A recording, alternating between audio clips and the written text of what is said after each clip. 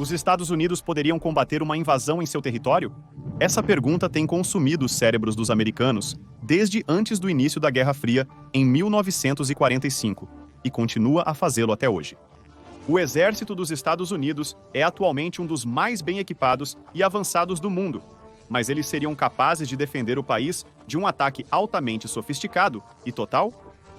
Os Estados Unidos investiram aproximadamente 877 bilhões de dólares em defesa em 2022, esperando-se que esse dinheiro de impostos seja usado de forma útil. Então, como seria uma possível invasão do continente dos Estados Unidos? Quais fatores influenciariam o resultado e como os Estados Unidos responderiam? Primeiro de tudo, os Estados Unidos já foram realmente invadidos? Vamos ver alguns exemplos e resultados. Após defender os britânicos na Revolução Americana, os Estados Unidos começaram a navegar no início dos anos 1800. Tudo estava indo na direção certa e o país estava crescendo tanto fisicamente quanto em um sentido de espírito nacional. É preciso ter audácia para realizar o negócio do século na compra da Louisiana. 530 milhões de acres por 15 milhões de dólares, que hoje seriam cerca de 358 milhões de dólares, ainda é um negócio absurdo. Há fazendas em Montana à venda por metade desse valor.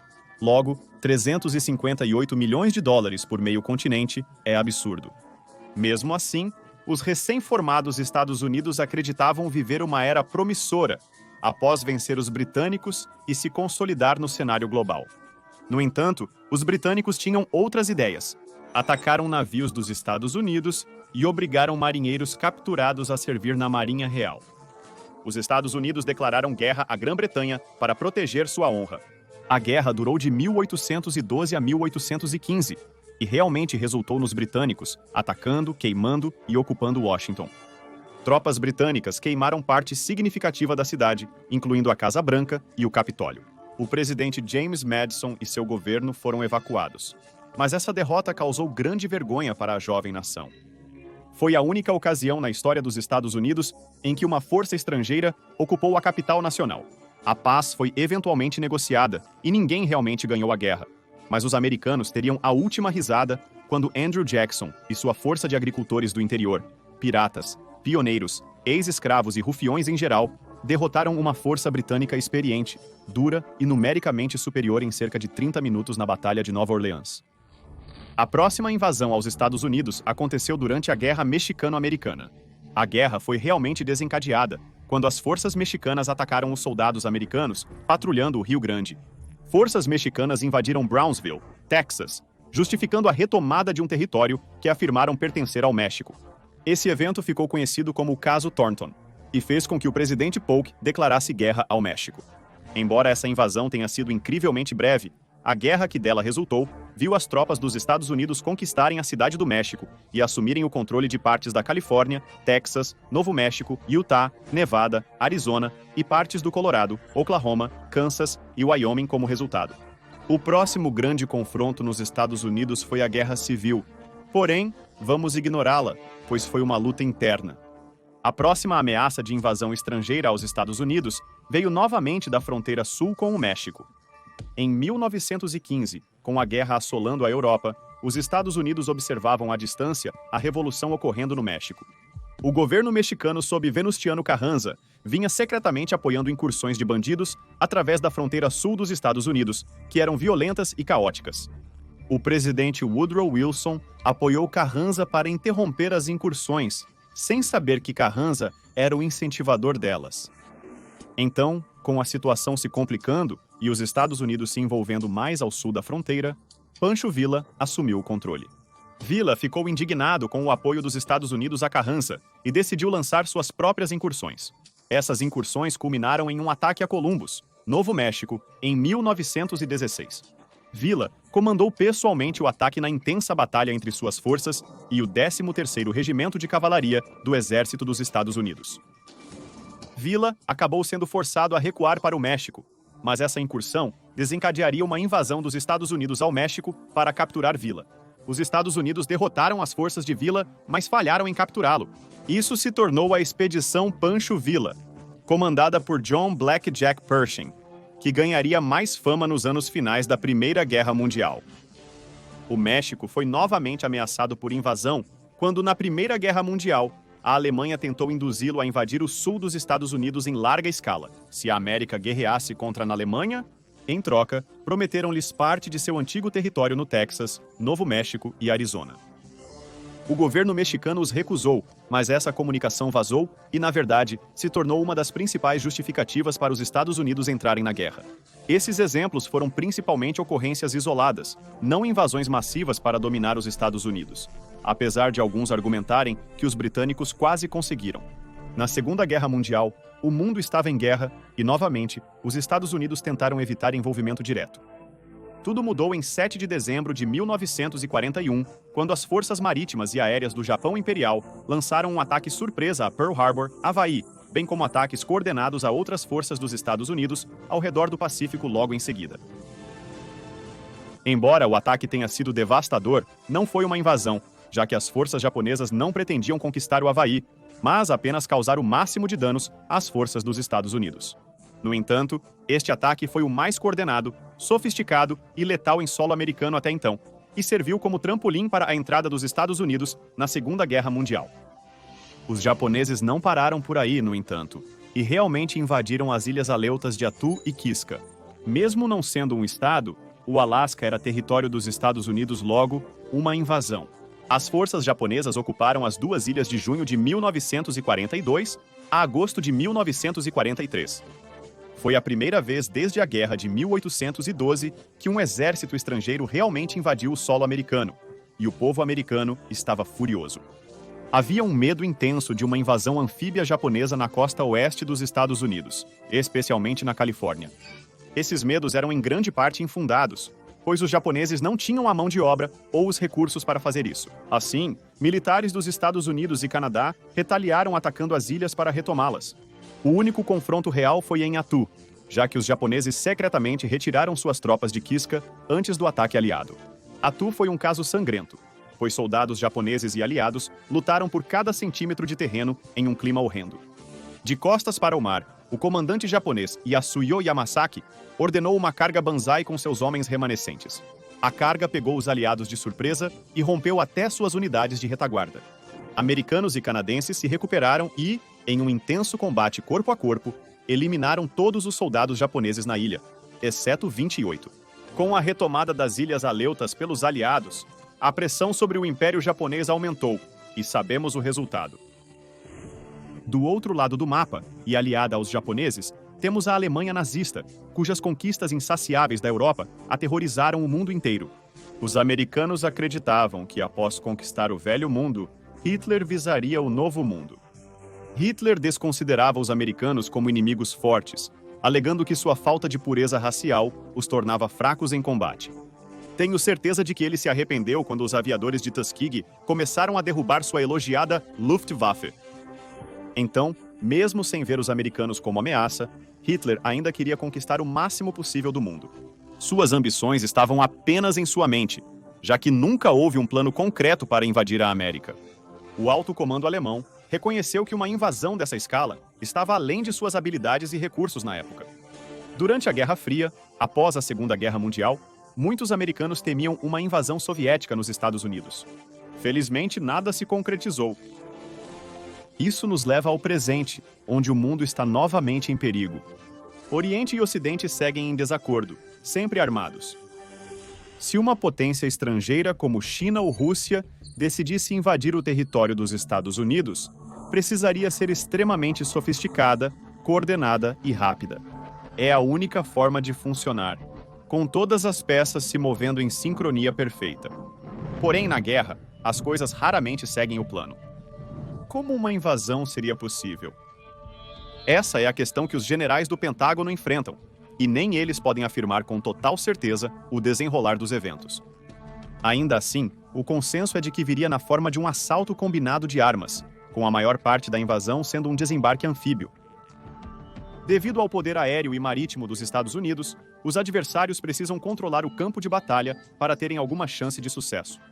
Um caso pertinente é a invasão da Normandia, onde os aliados obtiveram superioridade aérea e naval, garantindo a vantagem para repelir os alemães.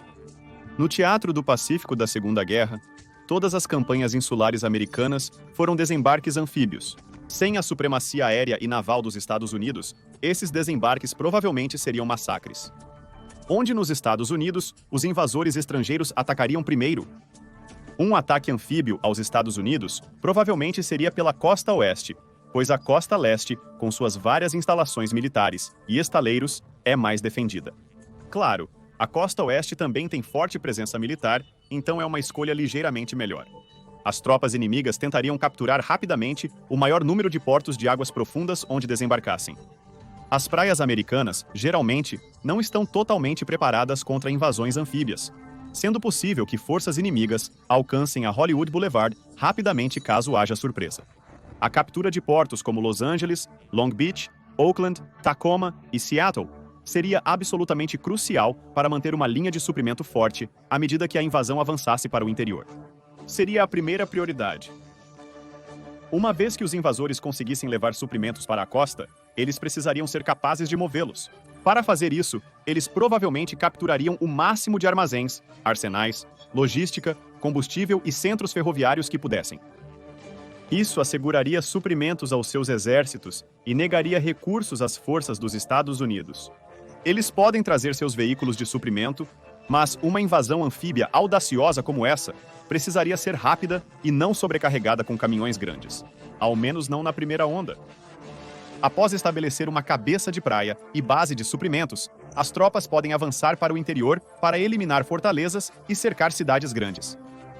Com as posições estratégicas definidas, o intenso avanço para o interior começaria. Avançar a leste seria um desafio, porém mais fácil que desembarcar uma força de assalto anfíbia com sucesso. Quem sabe até onde os tanques chegariam na rodovia das Grandes Planícies antes de serem parados. O objetivo aqui é a surpresa absoluta, confusão e medo. Se as forças invasoras estabelecerem posição antes dos Estados Unidos responderem adequadamente, podem ocorrer grandes apuros. Mas vamos ser claros, esta é uma visão extremamente otimista, na qual muitos fatores teriam que favorecer o invasor para qualquer esperança de sucesso. Então, vamos olhar quais fatores impediriam o sucesso de uma força invasora. Primeiro é a geografia. Os Estados Unidos são cercados por fossos. Os oceanos Atlântico e Pacífico funcionam como uma defesa natural contra possíveis invasores. Por séculos, esses oceanos têm dissuadido possíveis inimigos de sequer pensarem em invadir, apenas devido aos desafios logísticos de colocar tantos homens e material no lugar e atravessar a Tamágua. Mesmo hoje, lançar invasões anfíbias é uma tarefa massiva, mesmo para nações avançadas e ricas, então a lista de quem poderia possivelmente realizar isso é bem pequena. Como dito antes, uma invasão provavelmente viria da costa oeste, pois a costa leste é mais defendida e a rota sul pelo Golfo do México deixaria invasores cercados por 3 lados por bases aéreas e navais americanas. Sem mencionar que essa área do país tem potencial para furacões devastadores metade do ano. Não são condições ideais para milhares de homens em barcos. Pergunte aos mongóis o resultado ao tentar invadir o Japão. Uma vez dentro, a geografia continua favorecendo os defensores. Os Estados Unidos possuem desde desertos até altas montanhas e pântanos de terras baixas. Essa variedade de terreno é um pesadelo para o atacante, pois isso exigirá um conjunto diversificado de equipamentos e habilidades para superar cada um. Se as tropas invasoras se estabelecessem nas montanhas, seria árduo expulsá-las. Contudo, se as tropas invasoras excedessem suas linhas de suprimento no momento errado do ano, poderiam ficar despreparadas para o clima, e a mãe natureza é implacável. A arte da guerra varia muito entre lutar no clima alpino das montanhas rochosas ou no calor úmido e opressivo do sul. Logo, se chineses ou russos desejassem conquistar os Estados Unidos, necessitariam de tropas bem treinadas, condicionadas e supridas para sustentar sua ofensiva rápida. Se não agirem, podem enfrentar uma guerra prolongada. Forças guerrilheiras sempre usaram o terreno a seu favor, inclusive nos Estados Unidos.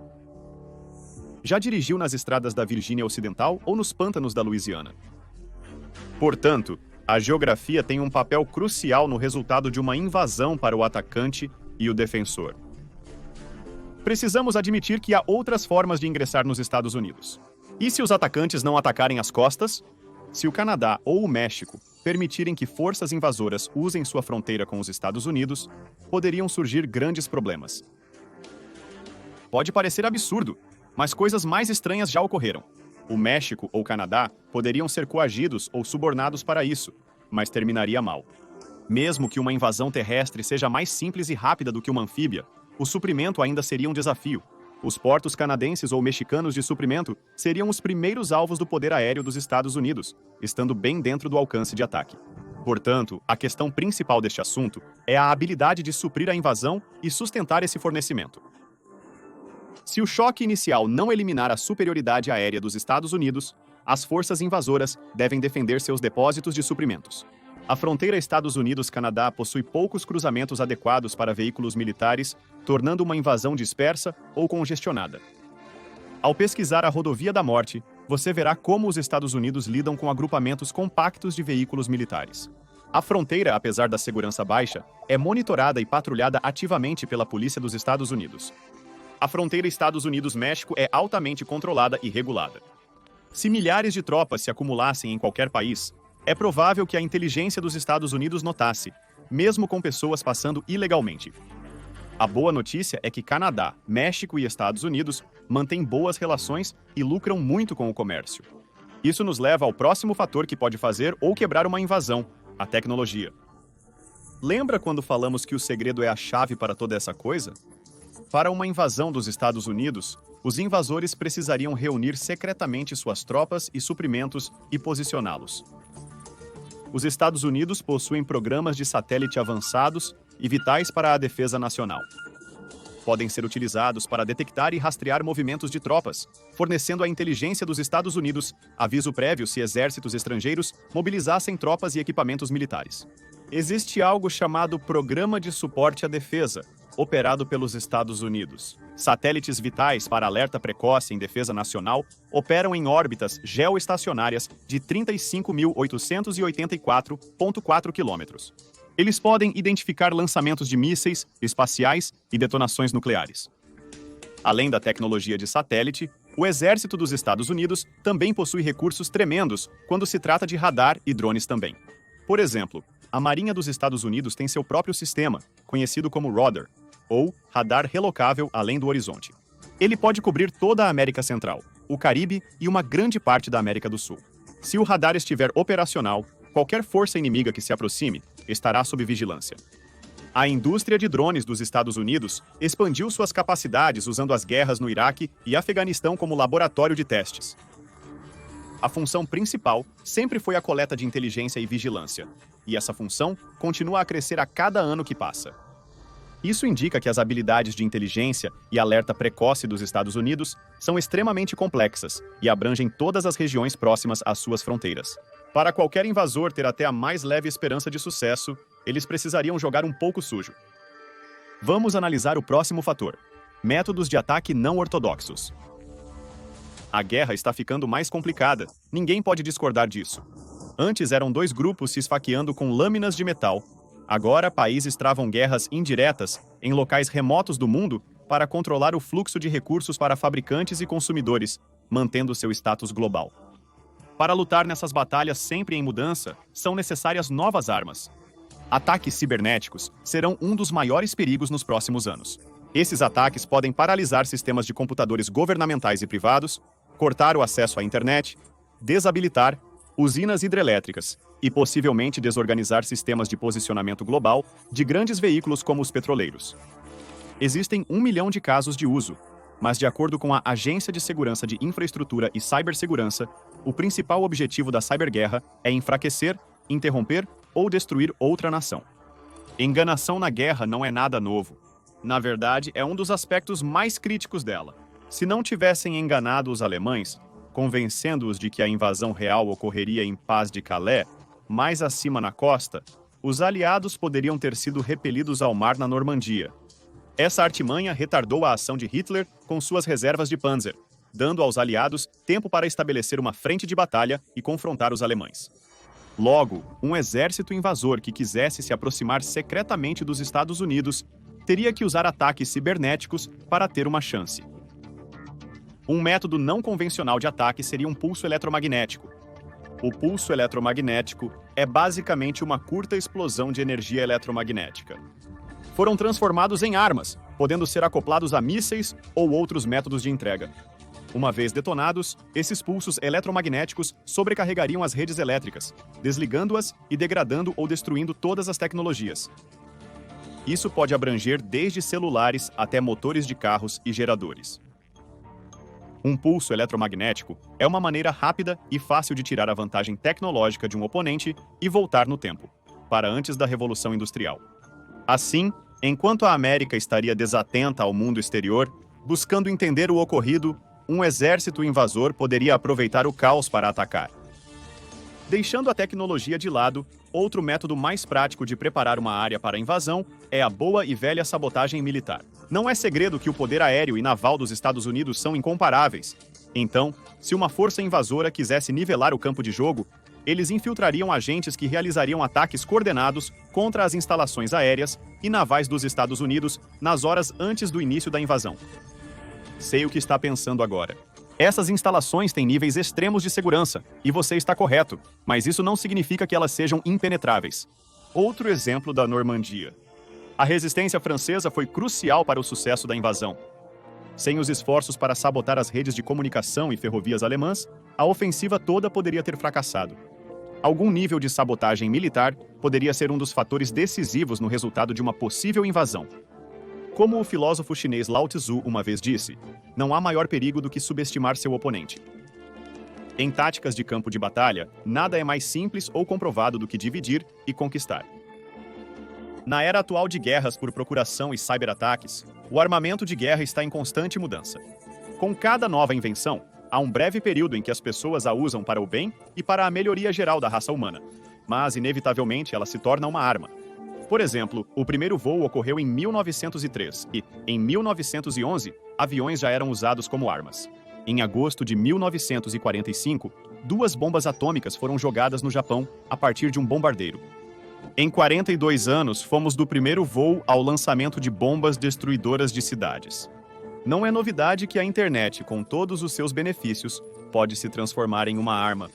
Espalhar desinformação ou pura propaganda pode efetivamente dividir uma população e causar conflitos entre membros da família e amigos. Uma potência estrangeira poderia usar a internet como arma para semear divisão significativa nos Estados Unidos. Um país dividido e fraco que não sabe no que acreditar seria muito mais fácil de conquistar do que um que está unido e forte. Essa discussão sobre sabotagem e ataques cibernéticos pressupõe que o invasor quer submeter e governar os Estados Unidos. E se eles tiverem intenções mais maliciosas? E se eles apenas quiserem queimar tudo e governar as cinzas? A guerra biológica é um cenário de pesadelo para o mundo, e esperamos que nunca realmente aconteça. De acordo com a Organização Mundial da Saúde, armas biológicas e toxinas são micro-organismos como vírus, bactérias ou fungos, ou substâncias tóxicas produzidas por organismos vivos que são produzidas e liberadas deliberadamente para causar doenças e morte em humanos, animais ou plantas. Armar o antraz, a peste ou algo semelhante causaria quantidades incontáveis de morte e sofrimento em toda a América do Norte. Doenças ignoram fronteiras. Esperamos que nenhum país cause tal sofrimento ao seu semelhante. Nessa progressão fatal, temos as armas nucleares. Se uma nação estrangeira desconsiderar as consequências, poderia considerar o uso de armas nucleares para eliminar a resistência nos Estados Unidos. Novamente, só conseguiria governar uma terra devastada e ossos irradiados. Não é ideal, mas se alguém pretendesse fazer com os Estados Unidos o que os romanos fizeram com Cartago, essa seria a forma mais eficiente com a tecnologia atual. Porém, talvez o fator mais crucial seja o próprio exército dos Estados Unidos. O exército dos Estados Unidos, um dos mais avançados e bem treinados do mundo, pode realmente fazer valer seu peso quando necessário. Atualmente, há mais de 750 bases militares americanas pelo mundo. A presença global dos Estados Unidos é inegável, possuindo entre 450 a 500 bases ou locais no país. O poder aéreo e naval americano é vital nas primeiras fases de uma invasão anfíbia. Portanto, a proteção e a prontidão desses recursos são altamente prioritárias para os planejadores de defesa dos Estados Unidos. Com cerca de 1,4 milhão de membros do serviço ativo, os Estados Unidos são atualmente o terceiro maior exército do mundo. Qualquer invasão aos Estados Unidos enfrentaria inúmeras tropas ativas no país, além de aproximadamente 450 mil membros da Guarda Nacional prontos para serem convocados. Um fator crucial seria a eficácia dos Estados Unidos em trazer tropas de bases globais para defender sua pátria. Em comparação, a China tem mais de 2 milhões de soldados em serviço ativo, com muitos mais na reserva. A Rússia possui aproximadamente 2,2 milhões de militares, com números sempre variando por conta dos frequentes conflitos na Ucrânia. As baixas crescentes levaram os russos a recrutar muitos cidadãos que normalmente não estariam no exército. O nível de treinamento, o equipamento que carregam e a eficácia no campo de batalha variam muito entre as diferentes unidades. Considerando apenas números numa batalha terrestre, a disputa deve ser acirrada, com vantagem para os Estados Unidos devido à sua marinha. A Marinha dos Estados Unidos é amplamente considerada a melhor e mais poderosa do mundo. A combinação de navios de guerra, submarinos e uma poderosa frota de porta-aviões a torna uma adversária temível. A presença mundial e o poder de fogo da Marinha dos Estados Unidos são um grande dissuasor para possíveis inimigos. Isso é realmente uma má notícia para qualquer um tentando planejar, lançar e executar uma invasão anfíbia. Como o presidente Teddy Roosevelt uma vez disse, uma boa marinha não é uma provocação para a guerra. É a garantia mais segura de paz. Além das unidades de serviço ativo e Guarda Nacional, os Estados Unidos possuem uma vantagem única que outros países não têm. Os cidadãos dos Estados Unidos são os mais bem armados do mundo. Estima-se que atualmente existam cerca de 390 milhões de armas nos Estados Unidos. Isso é cerca de 120 armas para cada 100 pessoas. Como você sabe, todos têm uma opinião sobre a posse de armas e têm direito a isso. No entanto, em caso de uma invasão em grande escala por uma potência estrangeira, elas podem ser úteis. É quase certo que, se tivessem a chance, milícias de cidadãos americanos bem armados poderiam se levantar e conduzir operações de guerrilha contra os invasores. Embora não seja verificado que o almirante Yamamoto do Império Japonês teria dito: "Nunca podemos invadir a América." Haveria um rifle atrás de cada lâmina de grama. Embora ele possa nunca ter dito essa citação, sem dúvida soa verdadeira. Analisando exemplos recentes de combate para ver o desempenho de cada nação, podemos ter uma ideia de como isso pode ocorrer. Comecemos pelos Estados Unidos. Com mais de um século de guerras contínuas, o exército dos Estados Unidos é um colosso de experiência prática em combate.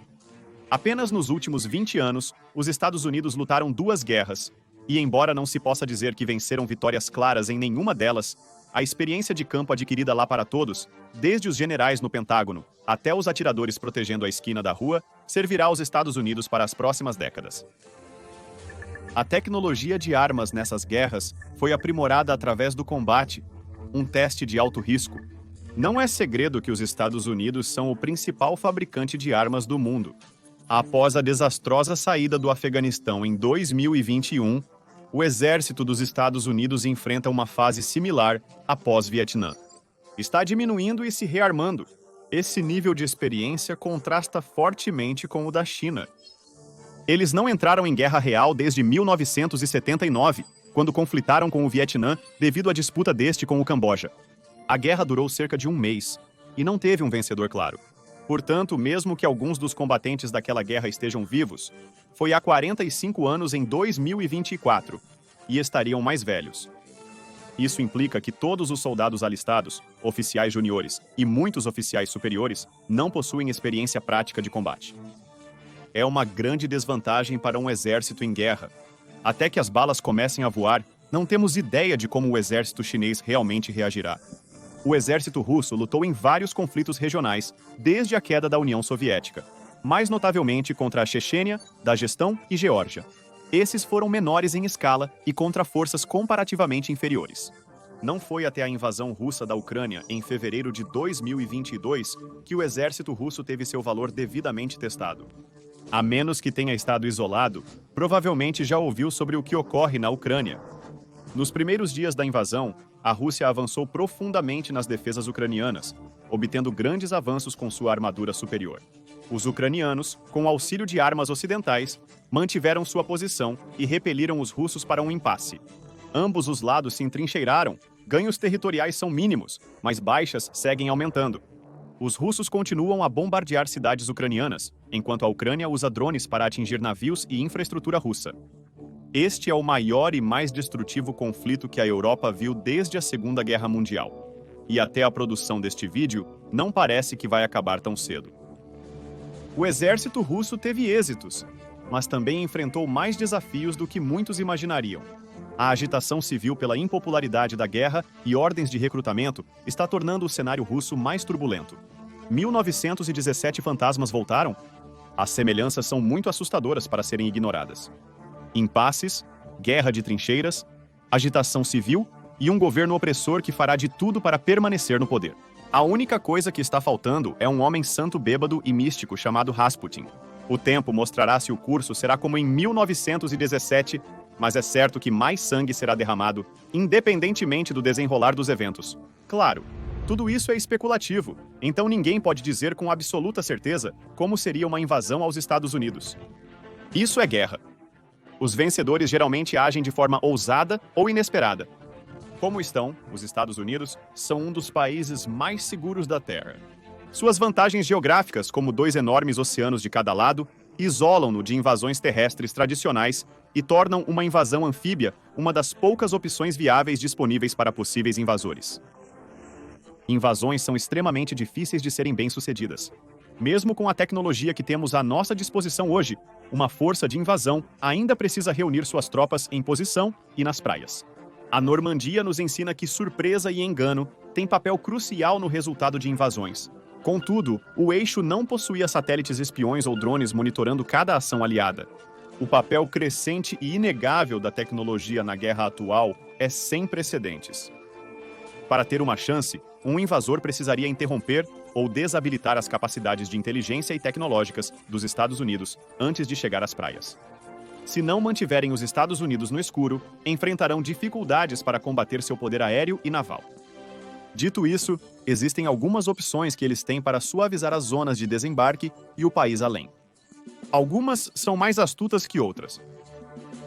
Ciberataques e pulsos eletromagnéticos podem desativar rapidamente a tecnologia, causando caos e confusão. Tal movimento, sem dúvida, daria aos atacantes uma vantagem clara em reconhecimento, comunicações e sistemas de armas de alta tecnologia. Se optarem por outras rotas como guerra biológica, subversão social ou armas nucleares, a situação pode se agravar muito rapidamente. Uma crise une as pessoas rapidamente e a emergência de um inimigo comum temível pode levar os americanos a esquecerem suas diferenças e se armarem para proteger suas famílias e lares. É essa unidade que permitirá à América prosperar diante do conflito. E isso talvez indique quem tem mais probabilidade de destruir a América. A própria América. Esta citação de Abraham Lincoln tem a mesma profunda importância hoje como quando foi dita pela primeira vez. Devemos aguardar que um gigante militar transatlântico cruze o oceano e nos destrua de uma vez? Nunca. Todos os exércitos da Europa, Ásia e África combinados, com todo o tesouro da terra, nosso próprio aceito, em seu cofre militar, com um osso à parte para um comandante, não poderiam, pela força, tomar um gole do Ohio ou deixar um rastro no Blue Ridge em um teste de 1000 anos. Em que ponto, então, é esperada a aproximação do perigo? Eu respondo, se alguma vez nos alcançar, deve surgir entre nós. Não pode vir do exterior. Se o destino for destruição, devemos ser seu autor e finalizador. Como nação de homens livres, devemos viver sempre ou morrer por suicídio. Deve ser evidente a todos que uma guerra entre as 3 maiores forças militares globais ou invasão aos Estados Unidos resultaria em um cataclisma incontrolável, matando milhões, talvez bilhões. Se você curtiu este vídeo, veja agora por que o exército dos Estados Unidos tem bases em todos os lugares, ou outro vídeo que possa te agradar. Obrigado por assistir!